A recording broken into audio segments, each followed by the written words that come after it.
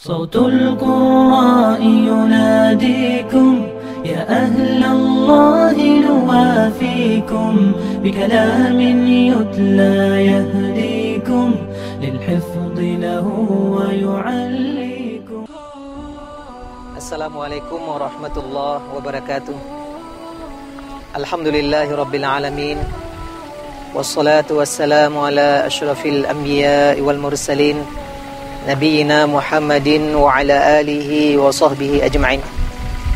Ashhadu an la ilaha illallah waliyus salihin wa ashhadu anna Muhammadan abduhu wa rasuluh arsalahu Allahu rahmatan lil alamin. Ma'asyiral muslimin wal muslimat rahimakumullah. Usikum wa nafsi bitaqwallah faqad fazal muttaqun. Ya ayyuhalladzina amanu taqullaha haqqa tuqatih wa la tamutunna illa wa antum muslimun. Qala Allah Ta'ala fi kitabihil karim. A'udzu billahi minasy syaithanir rajim. Bismillahirrahmanirrahim. Wa la nabluwannakum bi syai'in minal khaufi wal ju'i wa naqsin minal amwali wal anfusi wath thamarat. وبشر الصابرين الذين إذا أصابتهم مصيبة قالوا إنا لله وإنا إليه راجعون. صدق الله العظيم. Berfirman Allah Subhanahu wa taala di dalam surah Al-Baqarah ayat 155 sampai 156. Sungguh kami akan menguji kalian dengan sedikit rasa takut, rasa lapar, dan sedikit kekurangan harta, jiwa dan buah-buahan, dan kabar gembira bagi orang-orang yang bersabar, yaitu orang-orang yang apabila mereka ditimpa musibah, mereka berkata, sesungguhnya kita ini adalah milik Allah, dan sesungguhnya kepada Allah kita akan kembali. Firman Allah surat Al-Baqarah 155-156 ini adalah sebuah ayat yang sangat agung bagi orang-orang beriman. Karena ayat ini mengandung nilai-nilai keimanan dan akidah kepada Allah Subhanahu wa taala yang membuat orang-orang beriman menjadi terdidik jiwa dan fikirannya, menjadi terdidik ruh dan akalnya. Pada ayat ini Allah Subhanahu wa taala memastikan kepada kita semua bahwa Dia pasti akan menguji hamba-hambanya. Ini adalah sunnatullah yang tak pernah berubah dan tak pernah bertukar, bahwa manusia berada di dunia ini pasti akan diuji oleh Allah Subhanahu wa taala. Karena dunia ini adalah darul ibtila, tempat kita diuji, tempat kita berbuat beramal. Baru kemudian di akhirat kelak akan ada darul jaza, tempat balasan atas segala amalan dan ujian yang kita lewati. Maka tidak dapat tidak, orang-orang beriman harus meyakini dengan seyakin-yakinnya bahwa keberadaan di dunia ini adalah untuk diuji oleh Allah Subhanahu wa taala. Bahkan dalam ayat yang kita bacakan tadi, Allah malah bersumpah, wala nabluwannakum, sungguh kami akan menguji kalian. Berarti memang keberadaan kita di dunia ini pasti akan diuji oleh Allah Subhanahu wa taala. Kemudian Allah menyebutkan sedikit contoh ujian yang akan Dia timpakan kepada kita.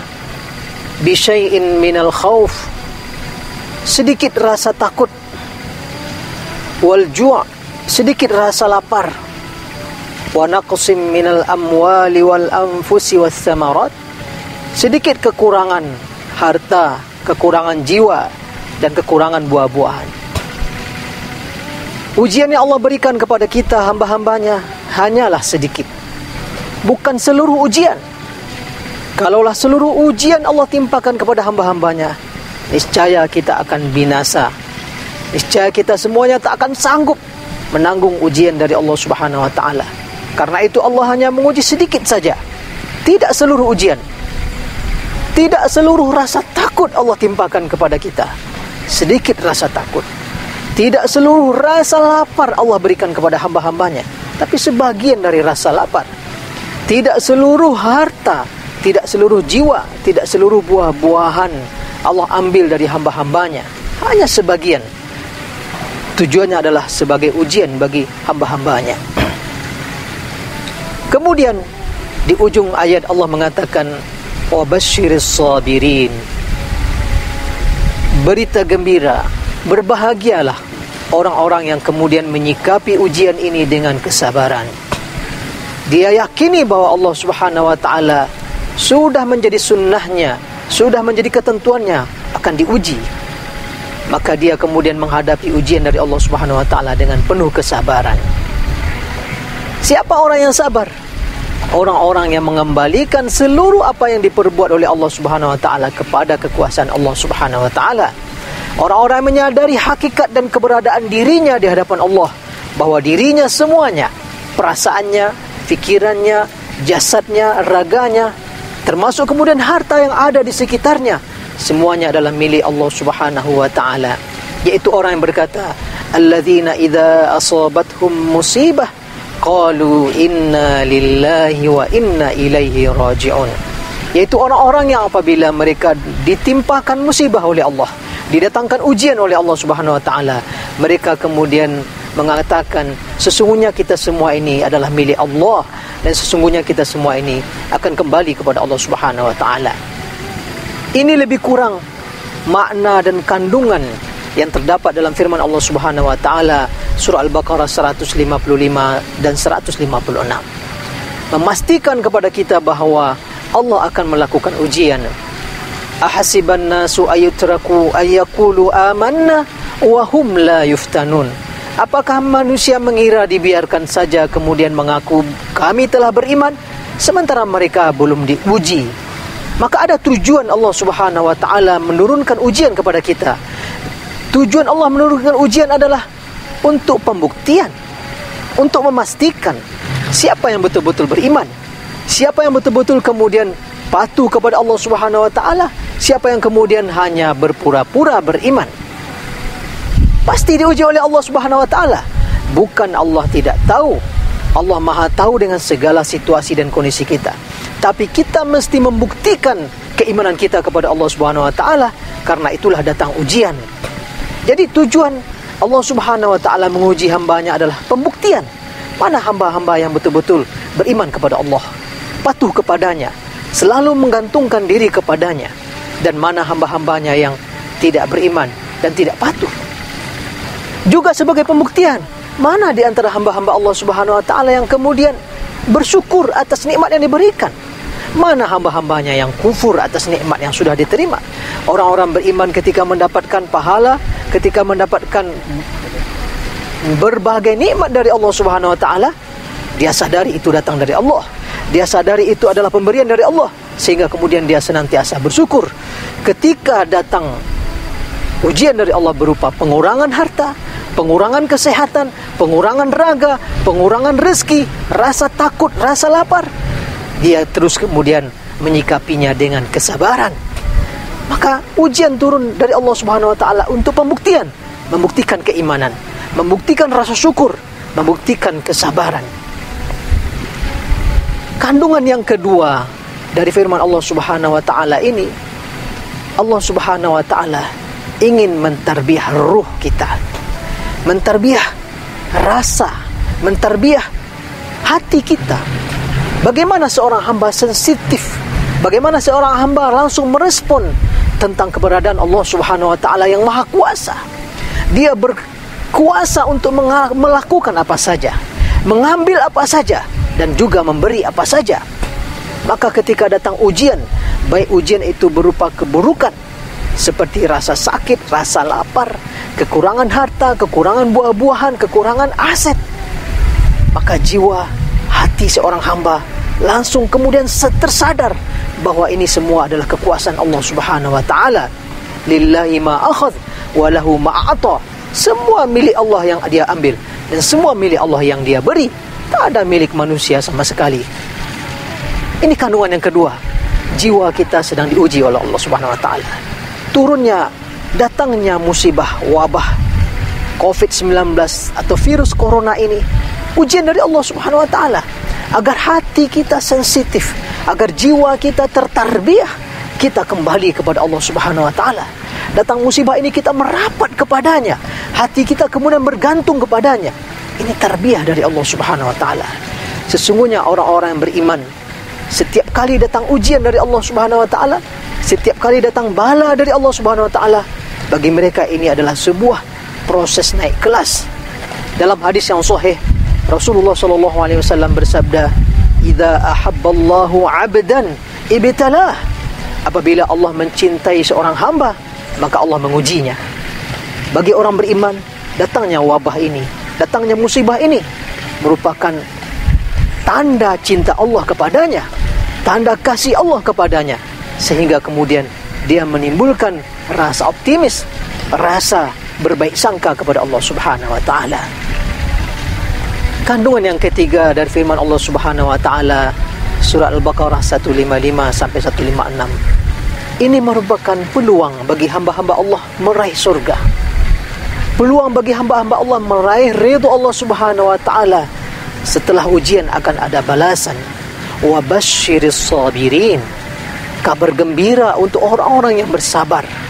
Hadiah dari Allah Subhanahu wa taala untuk orang-orang yang bersabar menghadapi ujian ini. Tidak berkeluh kesah, tidak mencela, tidak mengupat dan sebagainya. Justru dia kembalikan kepada Allah Subhanahu wa taala. Di balik musibah dan ujian ini, dia berharap mendapatkan keridhaan dari Allah Subhanahu wa taala. Dalam sebuah hadis yang diriwayatkan Imam Tirmizi dalam sunannya dari Abu Sinan, ketika dia anaknya wafat dan dia baru saja menyelesaikan penguburan anaknya, ada seorang sahabat yang duduk di sampingnya. Ketika mereka sudah akan berjalan, dia pegang tangan Abu Sinan.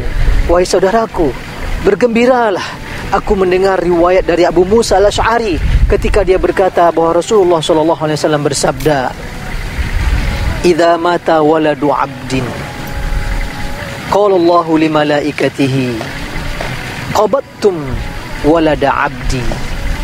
Fayaquluna, "Na'am." Faqala, "Qabattum samarata fuadihi." Fayaquluna, "Na'am." Qala, "Famadha qala 'abdi?" Fayaquluna, "Hamidaka wastarja'." Faqala, "Ubnu li 'abdi baitan fil jannah wa sammuhu baital hamdi." Atau kama qala Rasulullah sallallahu alaihi wasallam. Abu Musa al-Asy'ari mengatakan bahwa Rasulullah sallallahu alaihi wasallam bersabda, apabila anak seorang hamba meninggal dunia, maka Allah berkata kepada para malaikatnya, "Kalian telah cabut nyawa anak hambaku." Maka para malaikat menjawab, "Iya ya Allah." Lalu Allah berkata, "Kalian telah cabut buah hatinya." Maka para malaikat menjawab, "Betul ya Allah." Lalu Allah berkata, "Apa yang dikatakan oleh hambaku yang anaknya telah wafat?" Maka malaikat menjawab, "Dia memujimu ya Allah, dan dia mengucapkan inna lillahi wa inna ilaihi raji'un."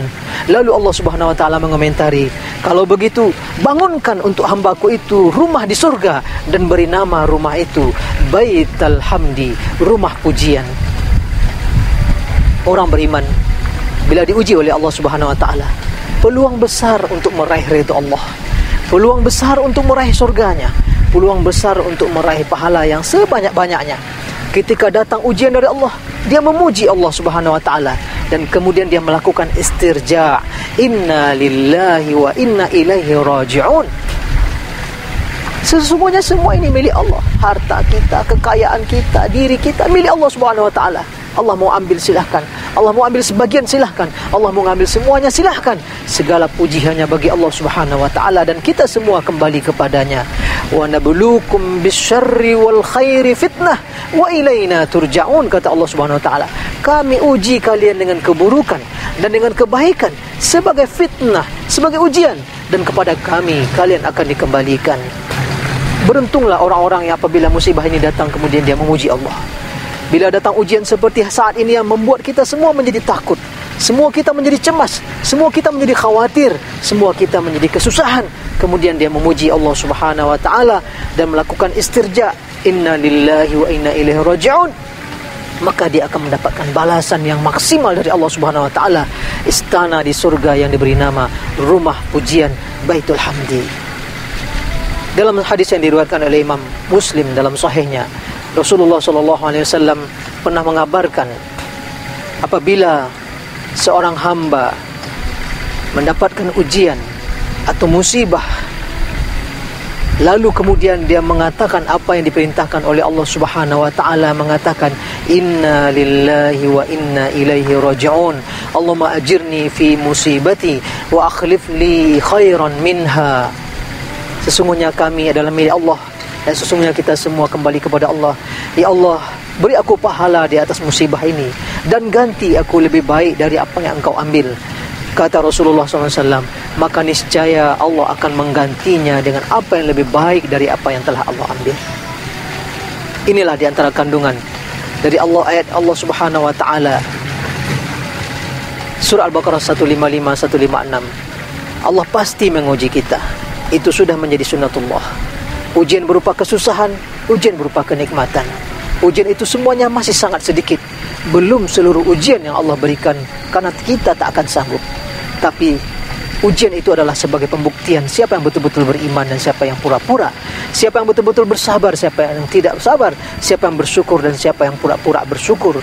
Ujian juga sebagai tarbiyah jiwa, agar jiwa kita selalu bergantung kepada Allah Subhanahu wa taala, bersandar kepada kemahaagungan dan kemahakuasaannya.